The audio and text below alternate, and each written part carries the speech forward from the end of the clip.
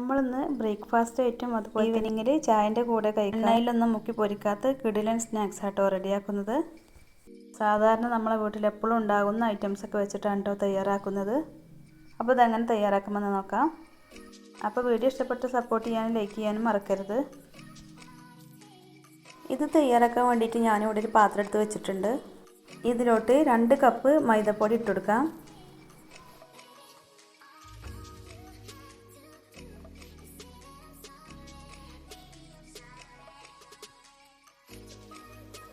ഇതിലോട്ട് ഇനി 1/2 ടീസ്പൂൺ ഉപ്പ് ചേർത്ത് കൊടുക്കാം.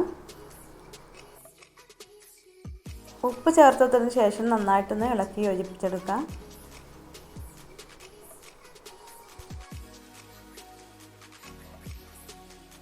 ഇനി ഇതിലോട്ട് ഒരു മുട്ട പൊട്ടിച്ച് ഒഴിച്ചു കൊടുക്കാം.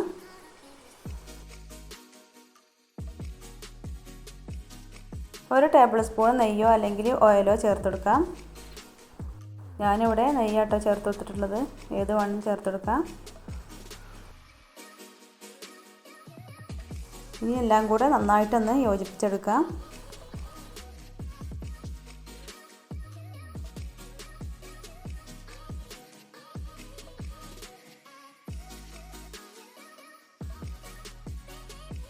ഇനി നമുക്കിത് നന്നായിട്ടൊന്ന് കുഴച്ചെടുക്കാം.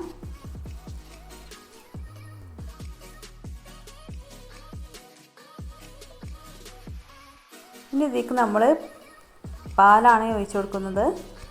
അപ്പോൾ പാൽ ചേർത്ത് കൊടുക്കുമ്പോൾ നമ്മൾ കുറേശ്ശായിട്ട് വേണ്ട ഒഴിച്ചെടുക്കാൻ. നമ്മൾ ചപ്പാത്തി മാവൊക്കെ കുഴച്ചെടുക്കണം അതേ പരുവത്തിലേക്ക് കിട്ടണം കേട്ടോ മാവ്.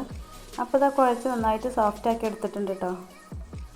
ഇനി നമുക്ക് ഒരു 20 മിനിറ്റ് സമയം ഒന്ന് റെസ്റ്റ് ചെയ്യാൻ വെക്കാം. ഇനി ഞാനിവിടെ ഒരു ബൗൾ എടുത്ത് വെച്ചിട്ടുണ്ട്. ഇതിലോട്ട് 2 മുട്ട പൊട്ടിച്ച് ഒഴിച്ചു കൊടുക്കാം.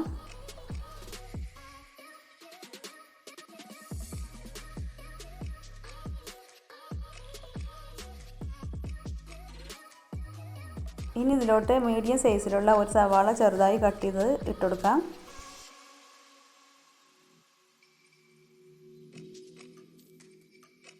ഒരു ക്യാരറ്റ് ചോപ്പ് ചെയ്തതും കൂടെ ഇതിലോട്ട് ഇട്ട് കൊടുക്കാം. ഇനി ഇതിലോട്ട് ഒരു പച്ചമുളക് ചെറുതായി കട്ട് ചെയ്ത് ഇട്ട് കൊടുക്കാം.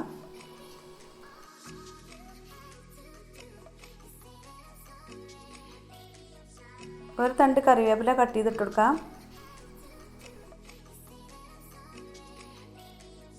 കുറച്ച് മല്ലിയില ഇട്ട് കൊടുക്കാം.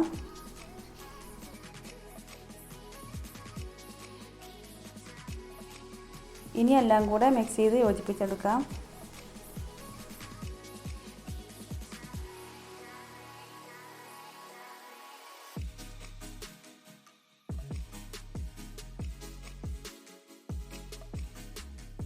ഇനി ഇതിലോട്ട് ഒരു പിഞ്ച് ഉപ്പ് ചേർത്ത് കൊടുക്കാം. 1/4 ടീസ്പൂൺ കുരുമുളക് പൊടി ഇട്ട് കൊടുക്കാം.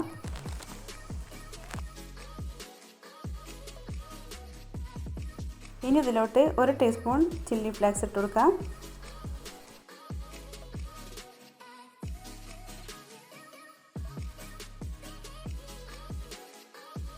ഇനിയും ഒന്നും കൂടെ ഒന്ന് ഇളക്കി യോജിപ്പിച്ചെടുക്കാം.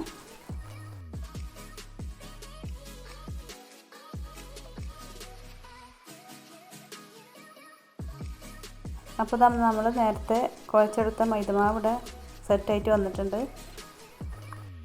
നല്ല സോഫ്റ്റ് ആക്കിയിട്ടുണ്ട് കേട്ടോ. ഇനി നമ്മൾ ചപ്പാത്തിക്ക് ഉരുളകളാക്കുമല്ലോ അതുപോലെ ഓരോ ഉരുളകളാക്കി എടുക്കാം. അപ്പോൾ കൈ മുട്ടുന്നുണ്ടെങ്കിൽ ഒരു തുള്ളി ഓയിലും കൂടെ ആക്കിയിട്ടൊന്ന് നന്നായിട്ടൊന്ന് ഉരുട്ടിയെടുക്കാം.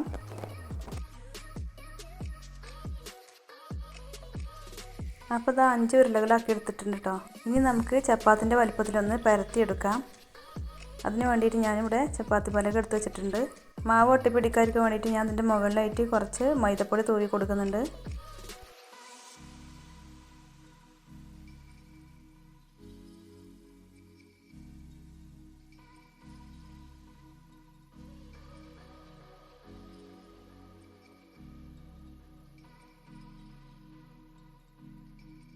അപ്പോൾ അത് ചപ്പാത്തിൻ്റെ വലുപ്പത്തിന് ഞാൻ പരത്തി എടുത്തിട്ടുണ്ട്. ഇനി നമ്മൾ ഇതിൻ്റെ മുകളിലായിട്ട് നേരത്തെ മാറ്റി വെച്ച മുട്ടൻ്റെ ഫില്ലിങ് ചേർത്ത് കൊടുക്കാം. എന്നിട്ട് ഇതുപോലെ ചെറുതായിട്ടൊന്ന് പരത്തിയെടുക്കാം. എന്നിട്ട് നമ്മൾ ഇതുപോലെ ഒന്ന് മടക്കിയെടുക്കാം. ഈ ഭാഗത്ത് ചെറുതായിട്ടൊന്ന് ഒട്ടിച്ചെടുക്കാം. ഇതുപോലെ അങ്ങനെ പ്രസ് ചെയ്തെടുക്കാം. മറ്റേ ഭാഗത്തും അതേപോലെ ഒന്ന് പ്രസ് ചെയ്തെടുക്കാം. എന്നിട്ട് നമ്മൾ ബാക്കിയുള്ളത് ഇതുപോലെ ഒന്ന് മടക്കിയെടുക്കാം. ഇനി ഇത് ഫ്രൈ ചെയ്തെടുക്കാൻ വേണ്ടിയിട്ട് ഞാനിവിടെ ഇരുമ്പിൻ്റെ അപ്പച്ചട്ടി വെച്ചെടുത്തിട്ടുണ്ട്. ഇതിലോട്ട് ഞാൻ കുറച്ച് ഓയിൽ ഒഴിച്ച് കൊടുത്തിട്ടുണ്ട് കേട്ടോ. അപ്പോൾ നമ്മൾ ചട്ടി നന്നായി ചൂടായി വന്നതിന് ശേഷം വെച്ചെടുത്താൽ മതി. വെച്ചെടുത്തതിന് ശേഷം ലോ ഫ്ലെയിമിലാക്കിയിട്ട് വേണം ഫ്രൈ ചെയ്തെടുക്കാൻ. ഒരു 10 സെക്കൻഡ് കഴിയുമ്പോൾ ഒന്ന് മറിച്ചിട്ട് കൊടുക്കാം. വീണ്ടും 10 സെക്കൻഡ് ഒന്ന് ഫ്രൈ ചെയ്തെടുത്തതിന് ശേഷം വീണ്ടും ഒന്ന് മറിച്ചിട്ടെടുക്കാം. തിരിച്ചും മറിച്ചിട്ട് ഫ്രൈ ചെയ്തെടുത്താലുള്ളൂ കേട്ടോ അതിൻ്റെ ഉൾഭാഗമൊക്കെ ഒന്ന് വെന്ത് കിട്ടുള്ളൂ. ഉൾഭാഗത്തുള്ള ഫില്ലിങ്ങൊക്കെ നന്നായി ഒന്ന് വെന്ത് വന്നോട്ടെ. അപ്പോൾ ഇത് അതിൻ്റെ പുറം ഭാഗമൊക്കെ നന്നായിട്ട് പൊള്ളച്ച് വന്നിട്ടുണ്ട്. ഇനി ഇതിൽ നിന്ന് നമുക്ക് എടുത്ത് മാറ്റാം. അപ്പോൾ ഇതാ മുട്ട വെച്ചിട്ടുള്ള നല്ല അടിപൊളിയായിട്ടുള്ള സ്നാക്സ് റെഡി ആയിട്ടുണ്ട്. ഇത് നമുക്ക് കറിൻ്റെ ആവശ്യമൊന്നുമില്ല കേട്ടോ. ടൊമാറ്റോ സോസിലൊക്കെ മുക്കി കഴിക്കാൻ ഭയങ്കര ടേസ്റ്റാണ് കേട്ടോ. അപ്പോൾ ഒരു വട്ടമെങ്കിലും ഇതുപോലെ ഒന്ന് തയ്യാറാക്കി നോക്കിട്ടോ. ഇതുപോലെ മറ്റൊരു വീഡിയോയുമായി വീണ്ടും വരാം. Okay, thank you for watching.